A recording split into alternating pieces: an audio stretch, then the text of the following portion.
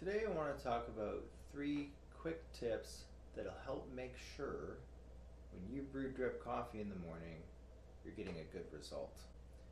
So, the first one, pouring the coffee in. You want to make sure that everything is even. So, giving a little bit of a shake can achieve this.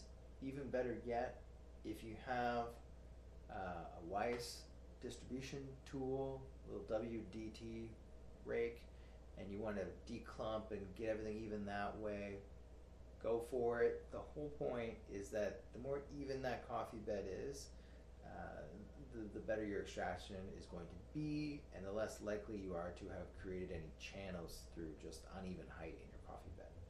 So that's the first one. The second one is ensuring your paper filter is wet.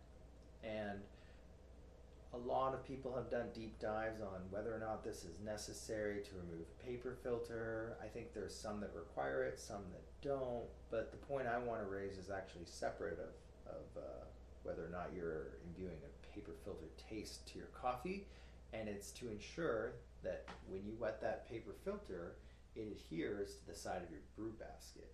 And if you've got any ridges in your brew basket, like you would see with a V60, but this is in your automatic drip coffee maker, that those two are in contact, the wet paper filter and the brew basket, and it's going to allow for brewed coffee to flow down those pathways and those ridges more readily, ensuring adequate flow through during the brewing process.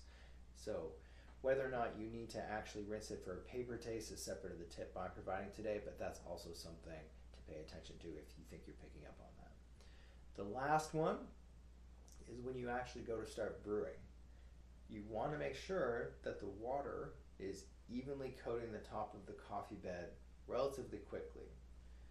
And that's again to make sure that things are getting saturated evenly, and the way that you're developing flavors and having water pass through the coffee bed is relatively homogeneous, and all the choices that you've already made in terms of grind size and the amount of ground coffee you're adding, etc., are sort of being honored by having that strong foundation. So make sure your brewed coffee maker is on a level countertop.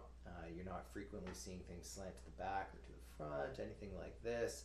And if you're having a hard time with it, I've actually taken to putting a little bit of an AirPress filter right on the top there when everything is still dry, so that way when the water is dispensed by the shower head, instead of punching through the dry coffee bed and starting to create some divots and pockets and creating an uneven surface already just by the way that it's dripping, and often when it first drips it does so a little bit slower before it really hits its stride, and that itself can create a little cavity. When it hits the AirPress filter, it dissipates out.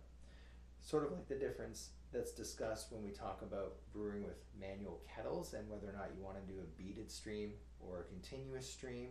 If that energy is going to punch straight through the surface of the water and go down and agitate quite a bit, or in the dispersed droplet stream, if it's going to create a lot of ripples and that energy is going to go more horizontal. And so this is a little hack to do that if you're not wanting to babysit it and finding that it's a struggle a little bit that way. So those are my 3 quick tips on how to ensure a better result just by how you load and set up your coffee bed before you start brewing. Let me know if you find these helpful or any others that you have that I may have missed. Thanks.